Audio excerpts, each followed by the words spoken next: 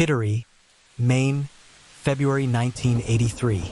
A desolate post office, chilled by the bitter New England winter. Inside, a woman feigns casual interest, a tourist lost in a town devoid of charm in this unforgiving season. Her camera, clutched tight, is not for souvenirs. It's for a specter. Her heart, a frantic drum, tells her this is it. The man she's been waiting for. The man who holds the key to her son's disappearance. He moves with a practiced ease, a quiet confidence that belies the enormity of his actions. The key, not hers, not her son's, slides into the lock. The small metal door of post office box 112 clicks open. A hand, gloved against the cold, reaches inside. He sifts through the contents, discarding what he deems irrelevant, focusing on a single vital piece of mail. Paycheck. Her son's paycheck. The one he was told not to send. This man, a phantom, has outmaneuvered the police, the family, and the very system designed to protect. He tucks the check away, a stolen prize. The man turns, a sudden, animalistic jerk. He's caught. A flash of fear, then calculation in his eyes. His hand, quick as a predator, rises, obscuring his face from the camera lens. A split second of frozen desperation. Barbara Johnson, a mother clinging to the slimmest thread of hope, captures the image. A blurred, agonizing fragment of truth. He bolts, disappearing into the harsh, unforgiving winter light, leaving behind only questions, a stolen check, and a mother's broken hope. The photograph, a stark testament to a near miss, would become the single most haunting image in a case that has defied resolution for decades. It's a snapshot of betrayal, a face just out of reach, a truth swallowed by the snow. Reeves Johnson was not a man built for shadows. He was a creature of intellect, a meticulous spirit navigating a world that had, at times, thrown unexpected challenges his way. Born into a loving, intellectually vibrant family in Philadelphia, Pennsylvania, Reeves was the middle child, bracketed by an older sister, Sally, and a younger brother, Hugh. His parents, Barbara and Kemp Johnson, fostered an environment of curiosity and debate, turning dinner tables into forums for lively discussion. His father, Kemp, a man with a deep affection for his hometown, famously chose to remain in Philadelphia, even declining opportunities in alluring locales like California or Tokyo, a decision that underscored the family's grounded nature. Reeves absorbed this intellectual atmosphere, blossoming into a profoundly thoughtful individual. He was, by all accounts, a deep thinker, studious, and often content in his own company, a trait mistaken by some for aloofness, but understood by his family as a genuine love for learning and introspection. He wasn't one for casual conversations. His mind sought engagement, challenge, and understanding. This intellectual drive led him to Trinity College in Connecticut, a testament to his academic prowess, where he was accepted through early decision. His academic journey took an exciting turn during his third semester when he embarked on a study abroad program in Italy, a period of cultural immersion that promised to expand his horizons even further. However, life, as it often does, introduced an unforeseen variable. Upon his return from Italy, Reeves began to experience a profound and debilitating fatigue, a pervasive lethargy coupled with an inability to concentrate. It was a bewildering and frightening change for a young man whose identity was so intertwined with his intellectual sharpness. After extensive medical investigation, he received a diagnosis that would irrevocably alter the trajectory of his youth: hypoglycemia. In the 1970s, the understanding and treatment of hypoglycemia, a condition characterized by abnormally low blood sugar, were nascent. It wasn't a widely recognized or easily managed ailment, and for Reeves, it meant a life turned upside down. The constant struggle to regulate his blood sugar, the unpredictable bouts of weakness and mental fog, forced him to make a heartbreaking decision. He had to drop out of college. His academic dreams, momentarily, were put on indefinite hold. The next several years were a grueling odyssey of doctor's appointments, experimental treatments, and an internal battle to regain control over his own body and mind. It was a period of intense frustration, of feeling his potential stifled by an invisible illness. He was, in essence, putting his life on hold, an existence confined by the parameters of his health. It wasn't until his late 20s that Reeves finally began to find a semblance of stability. Years of perseverance, working with various doctors and psychologists, eventually led to a better understanding and management of his hypoglycemia. With his health more or less under control, Reeves, now on the cusp of 30, sought a new beginning, a path to reclaim the years he felt had been lost. In 1978, he made a pivotal move, relocating to Kittery, Maine. This decision wasn't entirely arbitrary. His older sister, Sally, lived relatively nearby in Cape Nettic, providing a comforting, albeit not overbearing, familial anchor. Kittery, a small coastal town steeped in maritime history, offered a quieter, more grounded existence than the bustling streets of Philadelphia. He found a small rental cabin on what was then known as DeWitt Court, an area that has since been redeveloped, its precise location now swallowed by the expansion of the town's traffic circles. It was a modest dwelling, a reflection of Reeves' unassuming nature. Searching for a new direction, Reeves explored vocational training, discovering an unexpected affinity for welding. He enrolled in courses, finding satisfaction in the precision and tangible results of the craft. This led him to a job at Donnelly Manufacturing in Exeter, New Hampshire, a company specializing in sheet metal work. As a welder, he found a rhythm, a purpose that had eluded him during his years of illness. During his time in Kittery, Reeves did experience a brief foray into romance. He dated a woman whose name has been lost to time and memory, a fact that would later become a peculiar and frustrating void in the narrative of his life. What little is known suggests she had a young child, a baby, and that for a period, she and her son stayed with Reeves in his small cabin. But beyond these scant details, her identity, her whereabouts, and her perspective remain an enigma, a potential witness shrouded in the past. Reeves, by all accounts, was a homebody. His social circle in Kittery appears to have been minimal, if not non-existent. He found solace in books, a profound reader who gravitated towards works that challenged conventional thought, authors like Italo Calvino and the fantastical narratives of A Wrinkle in Time. His lifestyle was a far cry from the stereotypical hard-living image often associated with blue-collar work. He wasn't a heavy drinker, certainly not involved with drugs, especially given the strict dietary and lifestyle requirements of managing his hypoglycemia. He was meticulous, particularly with his finances, a careful budgeter who often discussed the minutiae of his spending with his mother during their weekly calls. These Sunday calls were a bedrock of his family connections. Despite the physical distance and the fact that his sister Sally had moved to Georgia, making face-to-face visits less frequent, Reeves maintained a consistent, weekly dialogue with his parents. It was his check-in, a moment to share the mundane and the significant, a ritual that provided comfort and reassurance across the miles. He was, in essence, a private, intellectual, and methodical man, carefully rebuilding his life, piece by painstaking piece, in the quiet solitude of Kittery, Maine.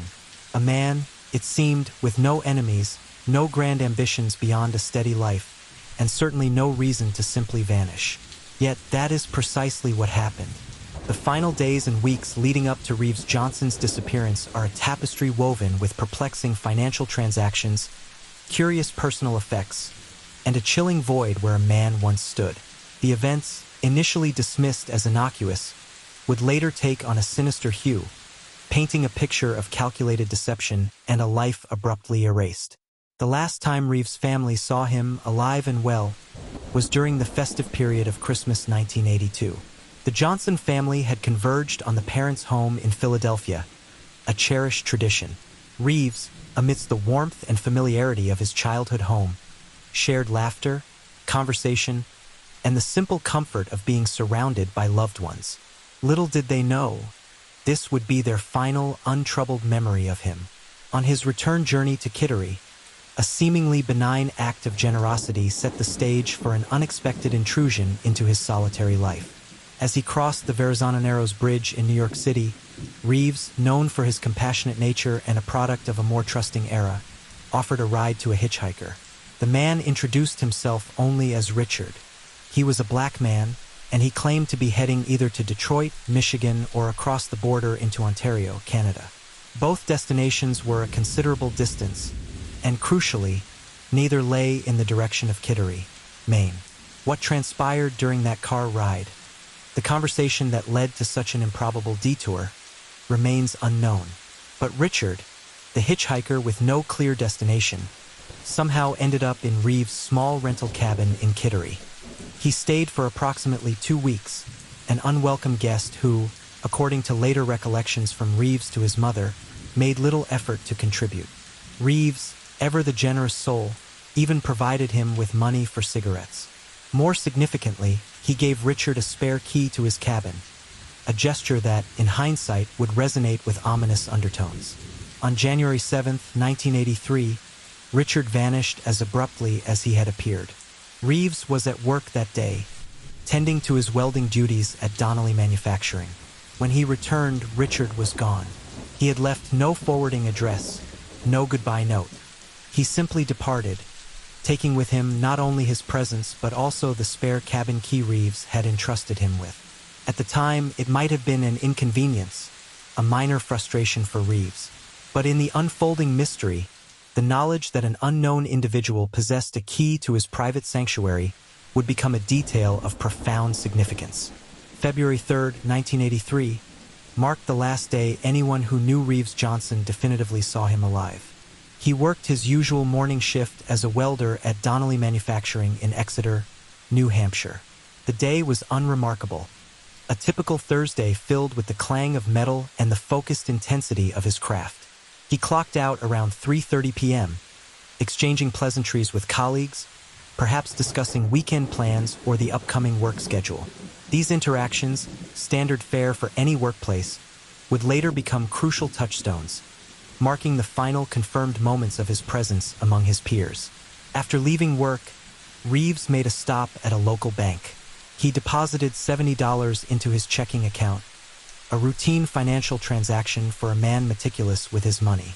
From that same account, he withdrew $30 in cash. Then, a seemingly mundane purchase, guitar strings.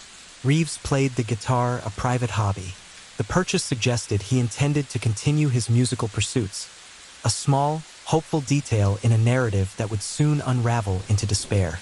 This brief sequence of events, work, bank, guitar strings, would become the final, verified footprints of Reeves Johnson before he stepped into the void. Crucially, within hours or days of February 3, 1983, sometime before a major snowstorm blanketed the region, a critical event occurred at Reeves' cabin. The small rental dwelling on DeWitt Court was systematically emptied. Not violently ransacked, but cleared with a deliberate, almost surgical precision. All of his valuable belongings were removed. His guitar, the one for which he had just purchased new strings, was gone. Yet the newly bought guitar strings lay discarded. His turntable was taken, but its empty box remained. The only items of any significance left behind were his contact lenses, a daily necessity for Reeves, and a few miscellaneous boxes, perhaps deemed worthless by the perpetrators. This detail, discovered much later by investigators, is chilling. The undisturbed snow around the cabin, accumulated during a storm that hit around February 5th or 6th, indicated no fresh tracks for days afterward. This meant the cabin had been emptied before the snow fell, almost immediately following Reeves' last confirmed sighting. What happened to Reeves in the immediate aftermath of his workday on February 3rd? Was he coerced? Was he overpowered? Did he willingly participate, only to be betrayed?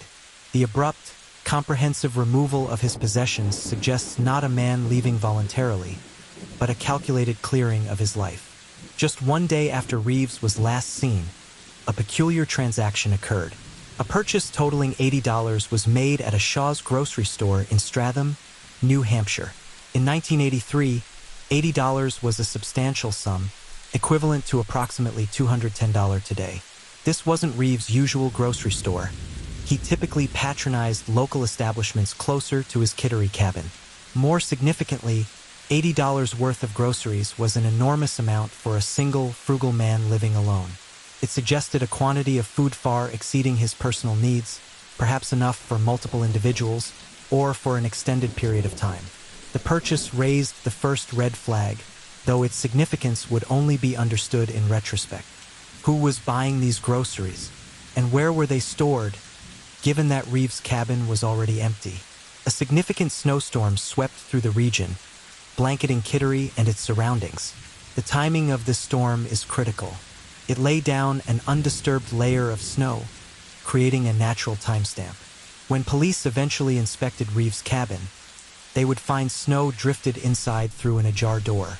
Crucially, no tracks were leading to or from the cabin through the fresh snow, confirming that the property had been cleared before the storm, thus eliminating any possibility that Reeves or anyone else had removed his belongings in the days immediately following February 3rd. Sunday, February 6th, the customary time for Reeves' weekly call to his parents. But Barbara and Kemp Johnson were out of the country, traveling. His sister, Sally, assumed the role of checking in. She tried to reach Reeves, but the call went unanswered. At first, it wasn't cause for alarm. A missed call could be easily explained. He might be out or perhaps had simply forgotten. Sally continued to try, a low hum of unease beginning to resonate, but without immediate panic.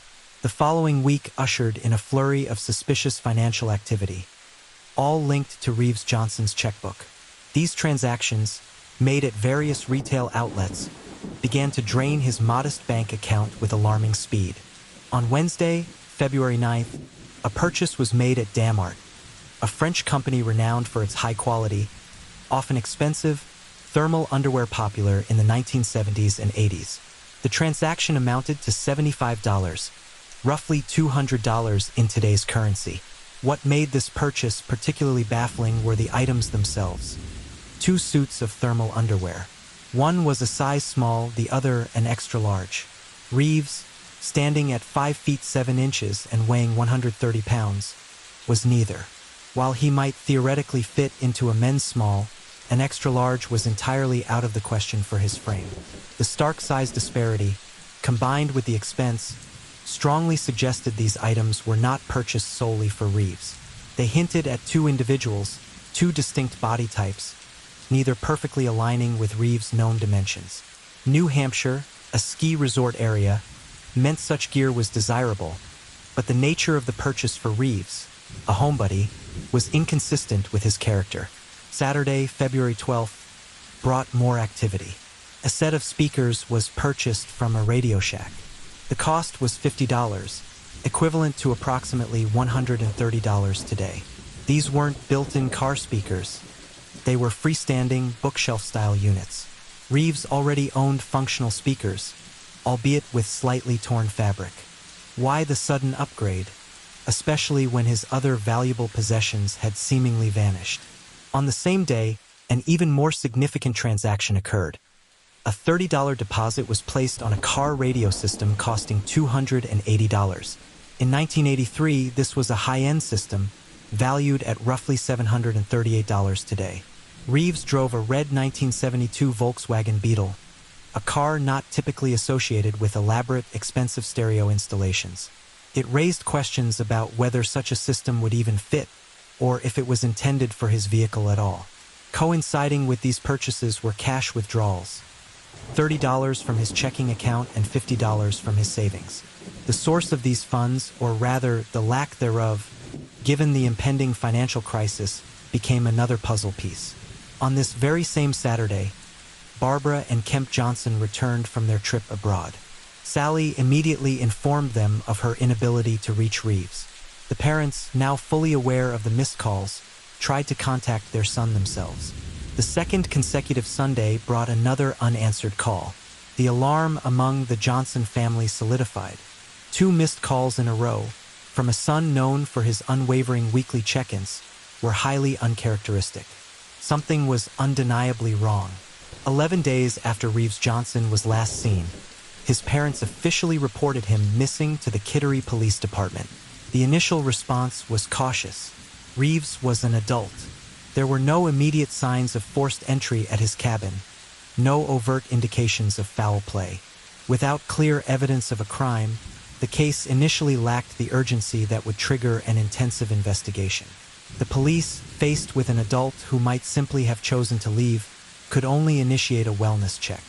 The Kittery police performed the requested wellness check on Reeves' cabin. What they found deepened the mystery. The door was ajar, a silent invitation to the elements. Inside, pipes were frozen, a clear sign of disuse, and the cabin, as described earlier, was eerily empty of his valuables. Snow had drifted in, but the lack of tracks confirmed the chilling truth. Reeves' belongings had been removed before the heavy snowfall.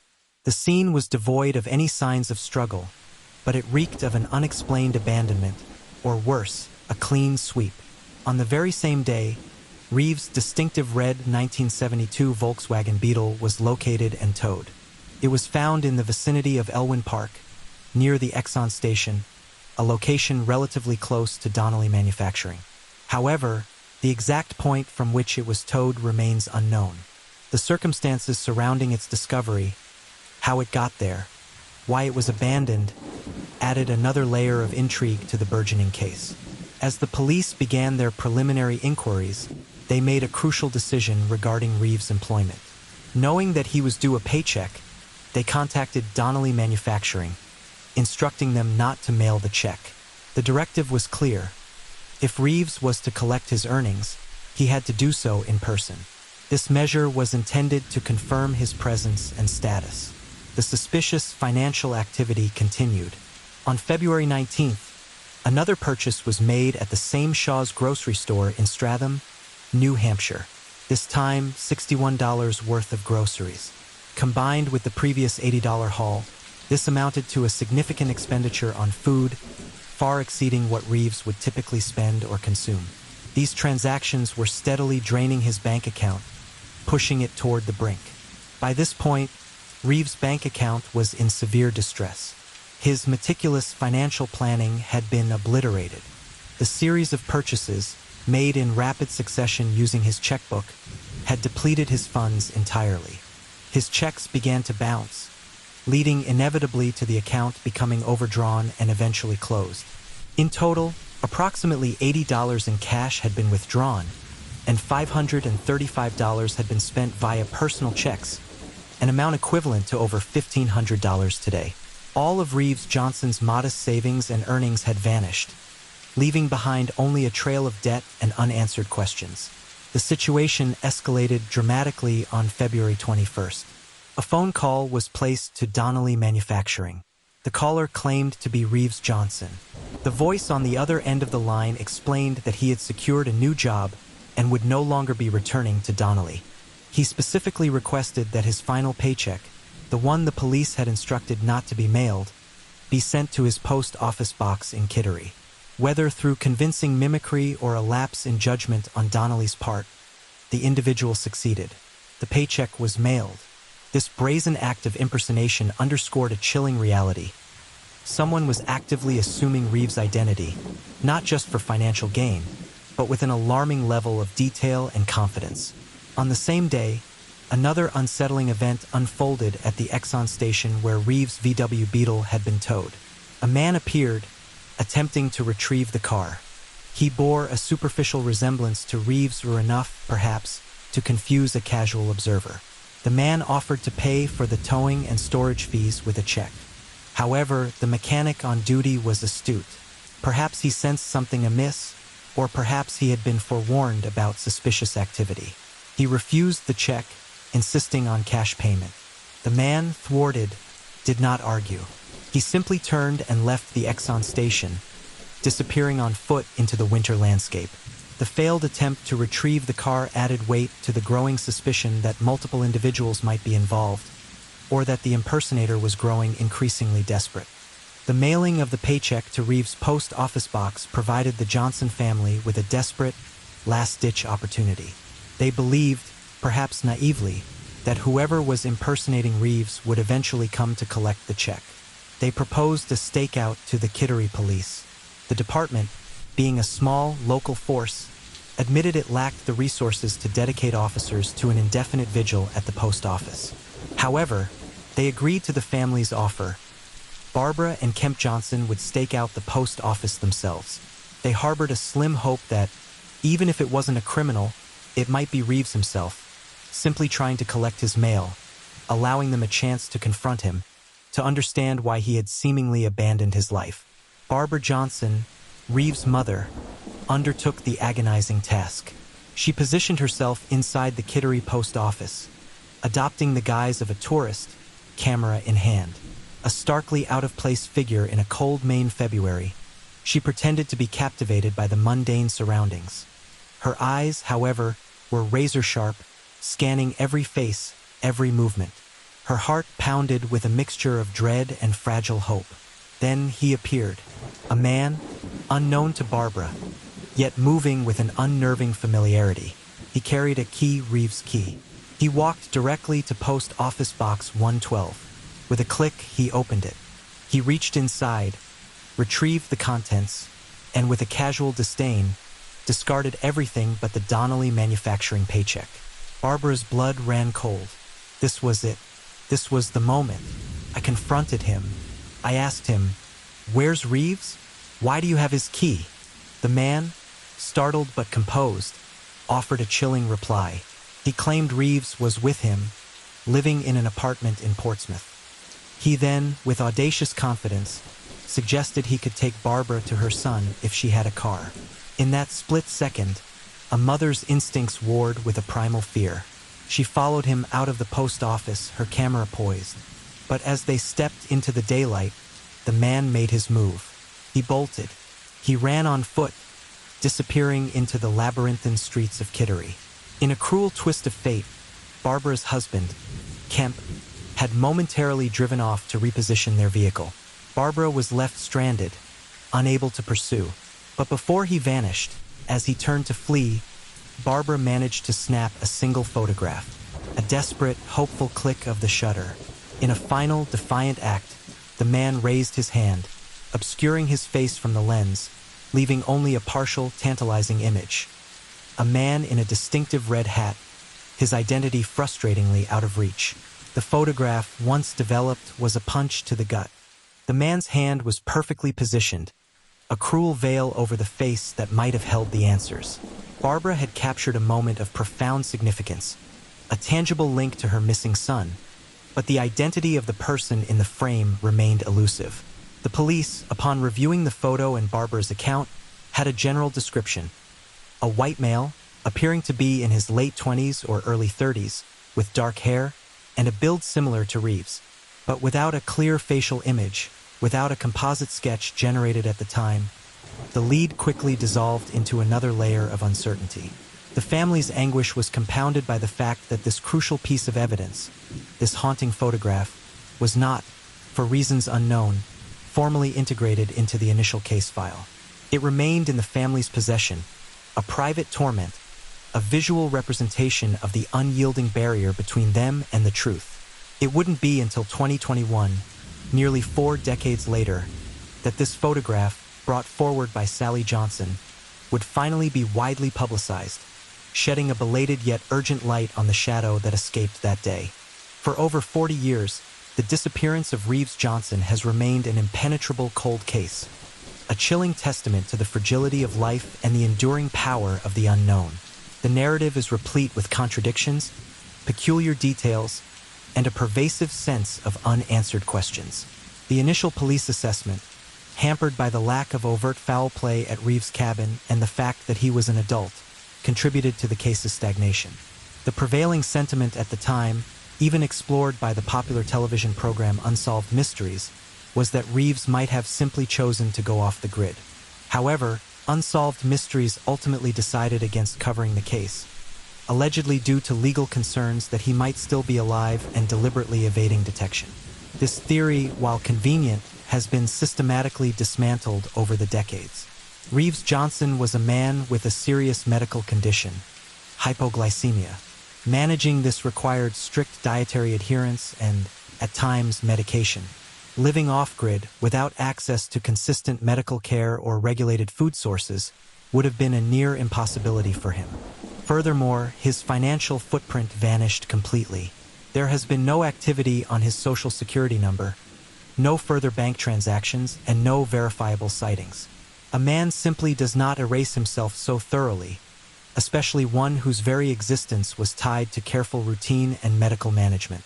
The evidence points overwhelmingly to foul play, a crime of opportunity that capitalized on Reeves' trusting nature and meticulous habits. The systemic emptying of his cabin before the snowstorm, the brazen use of his checkbook for extravagant and inconsistent purchases, the calculated impersonation on the phone, the attempted retrieval of his car, and the chilling confrontation at the post office, all suggest a coordinated effort, not a spontaneous vanishing. The question persists: who was the man in the red hat? He possessed Reeves' key, a direct link to his private space. He knew where Reeves worked and that a paycheck was due, implying an intimate, albeit sinister, knowledge of his life. Was he Richard, the transient hitchhiker who had overstayed his welcome and disappeared with a key in January? The timeline fits. Or was he someone else entirely? An accomplice, a figure perhaps brought in by Richard? The purchases of the small and extra-large thermal underwear and the massive grocery hauls hint at the presence of at least two individuals, suggesting a possible conspiracy. The identity of the woman Reeves dated in Kittery, the one with the young child, remains an unsettling lacuna. Could she have provided insights into Reeves' social circle, or perhaps even known the identity of the man who vanished with his key? Her silence, whether deliberate or simply due to a loss of contact over the years, is a lingering frustration for investigators.